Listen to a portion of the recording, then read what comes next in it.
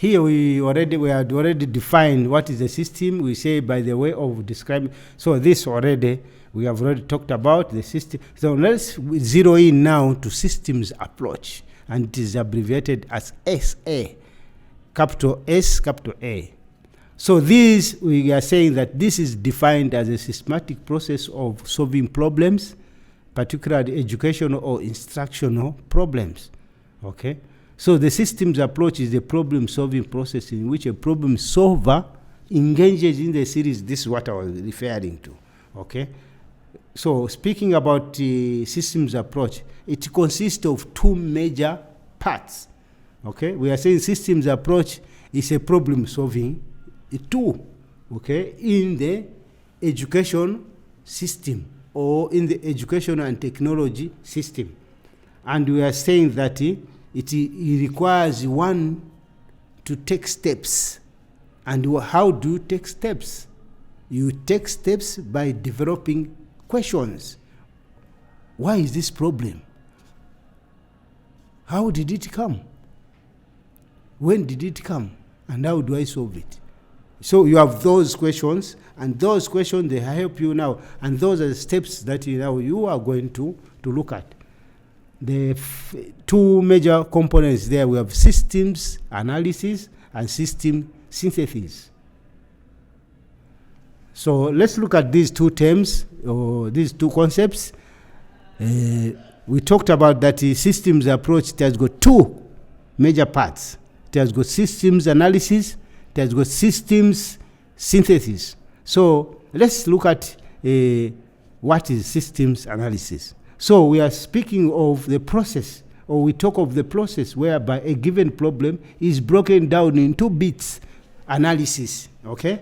You know, when you start asking yourself, you ask yourself questions when there's a problem, you ask yourself, what is the problem? How is this problem came? Why? When? Okay?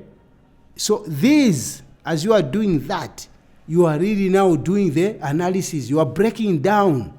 You say, what is the problem? You want to state the problem. What is this? You state it. Oh, this is the problem. Oh, why is this problem? Then you want to find the reasons why this problem. When did it come? Or maybe it has occurred today.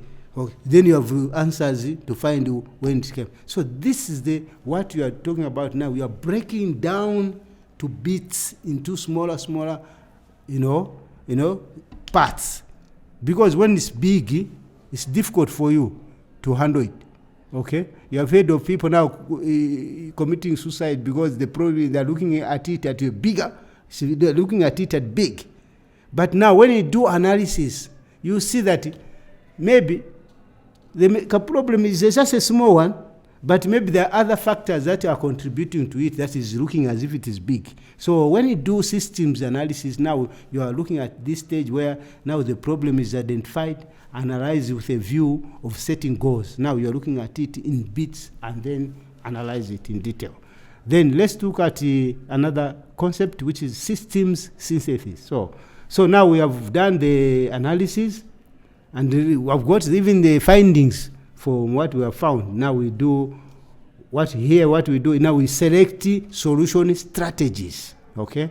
Systems analysis, we have got that data from the systems analysis. Now we want to develop solution strategies, trying to implement these solutions. The answers that you have found now, you want to implement them. Okay? And then at the end of it all, now you want to do the evaluation. So as learners, it's critical to understand these two key concepts: systems analysis, systems synthesis. So we evaluate at end to say, have we achieved? Okay? So it's very important for this course to understand, especially in this unit, we should be able to understand this systems analysis, system synthesis, these the differences between the two. And we are saying the systems analysis, we are saying it is a problem is broken into parts. And just like a group of people, they are trying to riot. You know what the police do? They come, then they put the tear gas. What they want is to disperse the crowd so that they are at individual level. And when they are at individual level, then it's easy to handle them, other than when it's a group. This is where you are talking about. So systems analysis, you are looking at a bigger thing now, broken it into smaller things, so that you are able really to identify what each component is all about.